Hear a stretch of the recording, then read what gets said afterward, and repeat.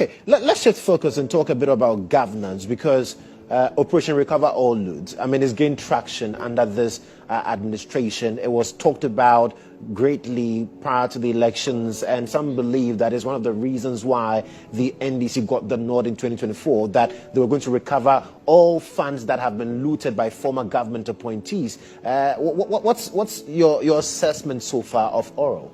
You know, the idea is a very brilliant one. And I'm not sure that there should be any political party in this country opposed to the idea of fighting corruption. Okay. Principally, that's what it is about, fighting corruption, fighting graft. In fact, it is a constitutional imperative for every Ghanaian. Our constitution speaks eloquently about probity and accountability. For those of us who are members of the NPP, it forms part and parcel of our cherished values as a political party: the rule of law, democratic accountability, comprehensively stated in our party constitution. So therefore, we cannot be opposed to any attempt to fight corruption. That's the first point. The second point is that President Akufo-Addo, who led a government between 2017 and 2025, January, has publicly stated, at least in February this year, that all appointees who worked under him must be ready to account for their stewardship. He said it publicly. So it tells you our commitment that, look, once you are entrusted with public money, public power, once you are given the authority to negotiate on behalf of the state, to contract in the name of the republic, all right? You are duty-bound, legally and morally, and actually ethically, to account for how you handle the taxpayers' money, right? How you handle the sovereign power of the people. The NPP cannot be opposed to that. But O.R.A.L also suffers from a philosophical contradiction. And in my personal opinion, it is one thing that would inhibit its effective implementation. And I'll explain the philosophical contradiction. Right. As the name suggests, Operation Recover All Loot. All means all. There's no interpretation anywhere in the world that can change the word all into some or part. All is all. Okay. Therefore, if you're going to recover loot, you're assuming that people have looted public funds and public property, and you want to recover. You must recover it all. The other interesting observation about this idea is that it is blind to identity, to religion, to political orientation. So if you are a looter, it doesn't matter where you belong. It doesn't matter where you belong. There should be recovery. There should be recovery. You should be targeted, and all must be recovered from you. But this is where the philosophical contradiction comes in. Now, a government that promised to recover all loot without recourse to identity, to geography, to political orientation, to religious orientation, comes into office undecided through the power of prosecution to free alleged looters who belong to their political party. It defeats the essence of O.R.A.L. Because, like I said, the promise is to recover all loot, not the promise to recover only NPP alleged loot. If you take the Republic versus Collins Dowder, for instance, I don't know if I can recall correctly. You know the amount that was involved? $200 million. $200 million. The current Attorney General decided to enter a nolle prosequi and say, go home. So $200 million is gone down the drain. But there's a promise to recover loot. Now, if you ignore Republic versus Collins Dowda and others, and come to the Republic versus Dufour and others, you know how much was involved? Over 5 billion Ghana cedis. A deal was entered to pay 60% and to keep 40% of the loot. Nole Prosequi was entered. But that was explained. No, but the promise. That's why I said that the promise was to recover all. Regardless. Okay. It is to recover all. And that's why I began in a preliminary comment by saying that the idea was blind to identity, to orientation, to religion, to ethnicity. It was to recover for the people of Ghana. So political party membership should not become an insurance to benefit from the power of Nole Prosequi. All right? That's one case. Then you come to the Republic versus Dr. Johnson Isiama, who is now the governor of the central bank. There are two cases in that matter, the UT Bank case and the Unibank case. I think the UT Bank case was some 450 million Ghana cedis. And Unibank was 470 something million Ghana cedis. I can't read it. But everything summed up to over 800 million Ghana cedis. Gone down the drain. And he's a free man. Okay. Then, you know, there are other cases. So we're talking about an attorney general who has exercised his power not to recover in excess of over 1 billion Ghana cedis of alleged loot. 1 billion. But you know what the government is screaming about today? 78 million Ghana cedis.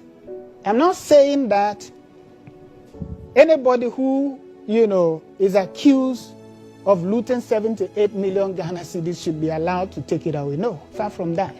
Like I said, every money, when established, has been stolen, should be recovered. Right.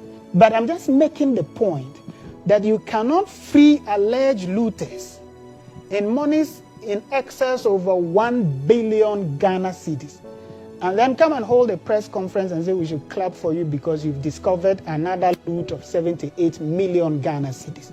That's the first point. Okay. The second point about this O.R.A.L is the amounts involved. You know, and so I call the O.R.A.L report a book of hallucinations. You know, because, Joshua, the reality is that O.R.A.L says they're going to recover $21.9 billion. Every Ghanaian should be happy that we have these monies to recover. But, you know, the reason why it will not be realistic is because, I don't know whether you have read the report. If you have read the report, you would know that there's no $21.9 billion anywhere to recover. And I'll give you a few examples. In the O.R.A.L report, they said they are going to recover from Akufo-Addo's travels with a private jet.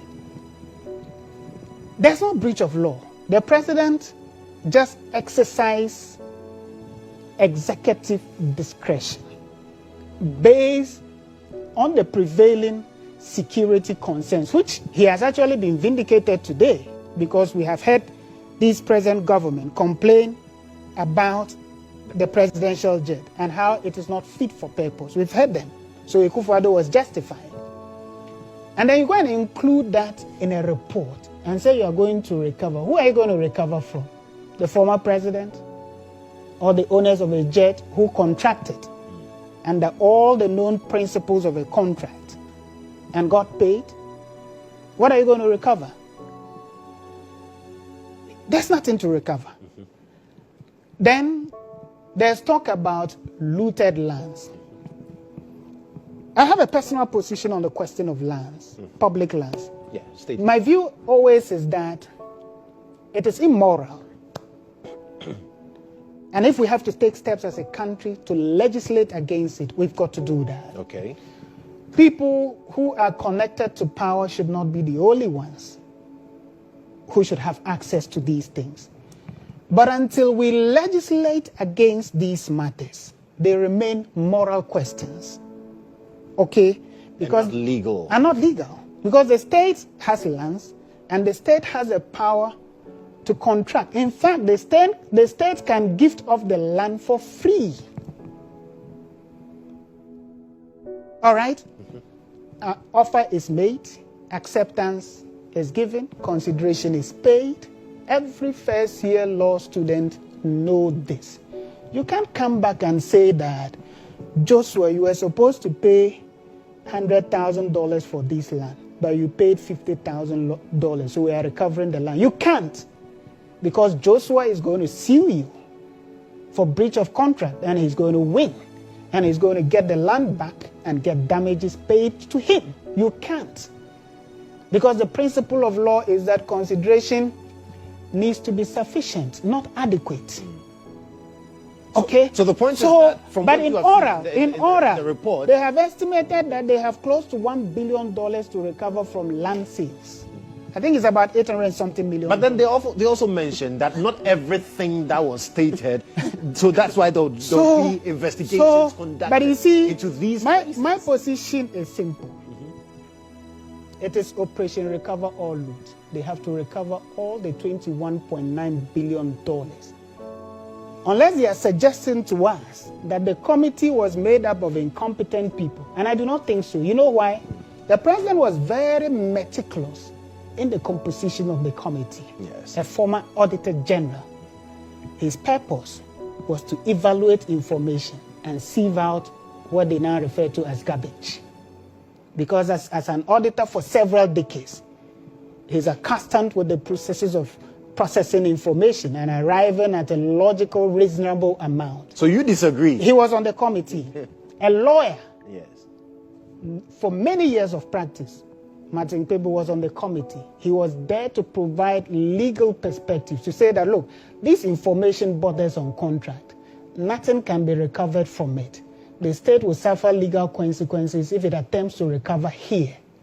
That was the reason why he was chosen onto the committee as a lawyer.